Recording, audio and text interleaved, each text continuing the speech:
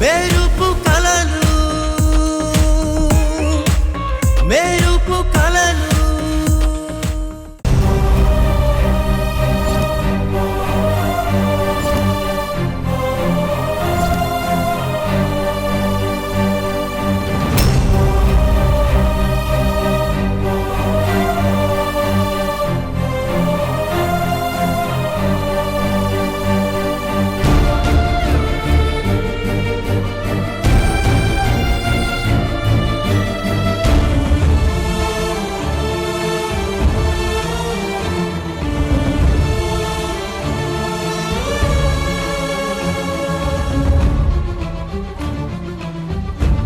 నిన్న రాత్రి నుండి అక్కని చూడలేదు.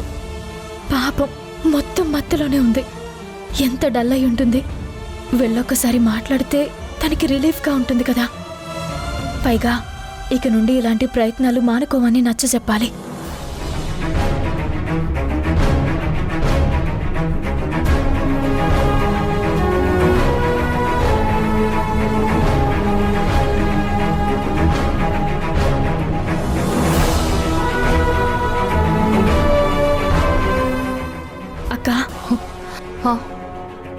ఎలా ఉంది ఇప్పుడు?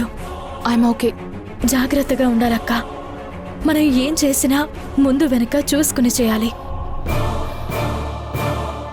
అందుకే నేను చెప్తూనే ఉన్నాను కదక్క. చూడు ఎంత ప్రమాదం నుంచి బయటపడ్డావో. ఇప్పటికైనా మించిపోయిందేం లేదు. చెప్పు. మించిపోయిందేవి లేదు. నీ కళలన్నిటినీ మెరుపు కళలు అనుకుని వదిలేయి అని అంటున్నావు కదా. ప్రతి ఒక్కరూ వచ్చి మేమేం చెయ్యాలి, ఎలా చెయ్యాలి అని చెప్పేవాళ్లే. ఎన్నిసార్లు మీ సలహాలు మాకొద్దు అని అంటున్నా ఇంకా ఎందుకిన్ని ప్రయత్నాలు? మనిషికో మాట గొడ్డుకో దెబ్బ అన్నారు. ఇలాంటి వాళ్ళని కత్తిపెట్ట పెట్టి కోసినా మా బాధ అర్థం కాదు. ఏం మనుషులో ఏంటో. వెళ్ళో.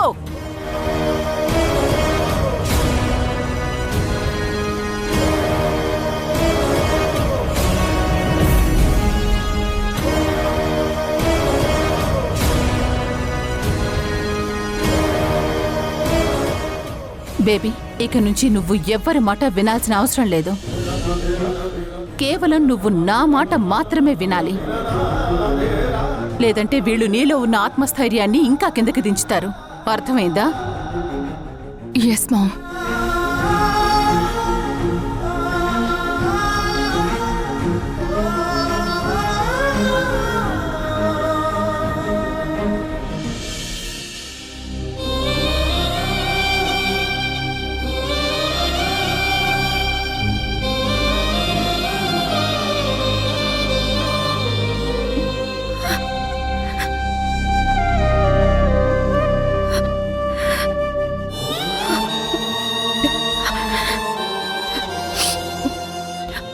బయటకొచ్చిన కన్నీళ్లు తుడుచుకుంటే పోతాయమ్మా.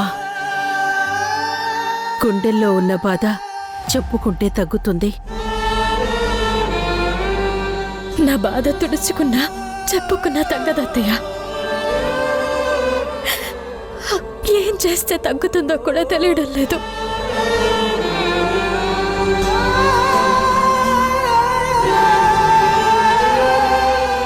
సౌందర్య పెళ్లి జరిగితేనే నీ బాధ సగం తగ్గుతుంది సౌమ్యో. అవును సౌమ్యో, నీ మనసులో బాధ తగ్గి నీ మొహంలో చిరునవ్వు కనిపించాలంటే మీ నాన్నగారి కోరిక ప్రకారం సౌందర్యకి పెళ్లి జరగాలి. కానీ అత్తయ్య, పెళ్లి సంగతి తర్వాత. ముందే మోడలింగ్, మిస్ ఇండియా అనే ఆశల నుండి అక్క బయటకొస్తే మిగతాది మనం ఏం చేయాలో ఆలోచించచ్చు. ఆ కోరిక వల్లే కదత్తయ్య తనంత పెద్ద ప్రమాదంలోకి వెళ్ళింది. కానీ దానికి కూడా నేనే బాధ్యురాల్ని అని అమ్మ అంటూ ఉంటే అక్క ఎలా దాన్ని మర్చిపోయేలా చేయగలం? నాకైతే ఏం అర్థం కావడం లేదు. నువ్వే ఇలా అంటే ఇంకెలా అవుతుందమ్మా? సౌందర్యని ఆ పిచ్చిలో నుండి బయటికి తీసుకురావాలంటే నాకు తెలిసి రెండు మార్గాలు. ఏంటత్తయ్య అవి? ఒకటి, మీ అమ్మ ద్వారా సౌందర్యని మోడలింగ్ మిస్ ఇండియా వద్దు అని చెప్పించటం. భాను ఎప్పుడైతే సౌందర్యని ప్రోత్సహించటం మానుకుంటుందో అప్పుడే సౌందర్య ఆ పిచ్చి నుండి బయటకొస్తుంది. రెండవది, సౌందర్యకి ఆ మత్తులో ఉన్న ప్రమాదం గురించి తెలియచెప్పటం, నచ్చచెప్పటం. రెండవదాన్ని మనం చెప్పలేమని అర్థమయ్యింది. ఎందుకంటే ఇప్పటిదాకా 2 పెద్ద ప్రమాదాలను చూసి కూడా మారడం లేదు కాబట్టి మనకున్నది మొదటిది మాత్రమే.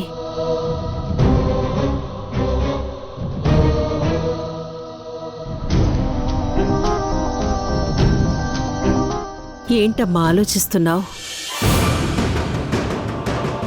అమ్మని ఎలా ఒప్పించాలని.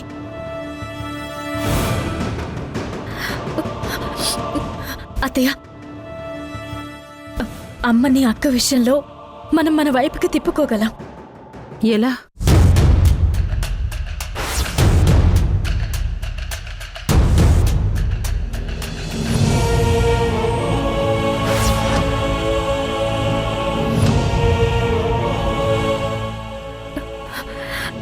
ఏమంటారు అత్తయ్య?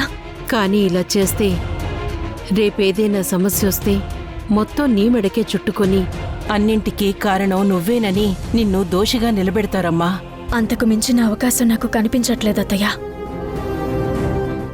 కానీ ఇది జరగడానికి ఇంకాస్త టైం పడుతుంది. అప్పటి వరకు మనం వెయిట్ చేయక తప్పదు. నువ్వేం చేసినా నీ వెనక నేనున్నాను సమయం.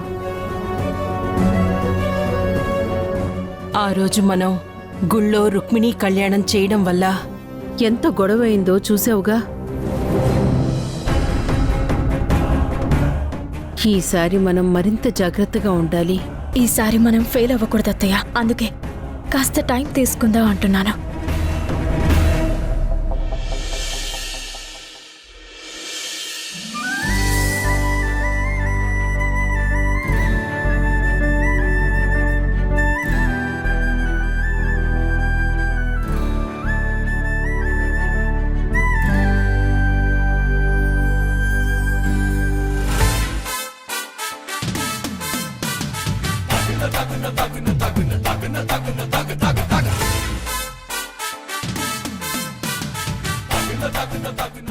హలో.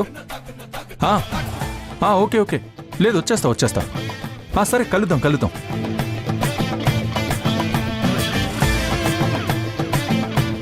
బాబాయ్ వస్తున్నా.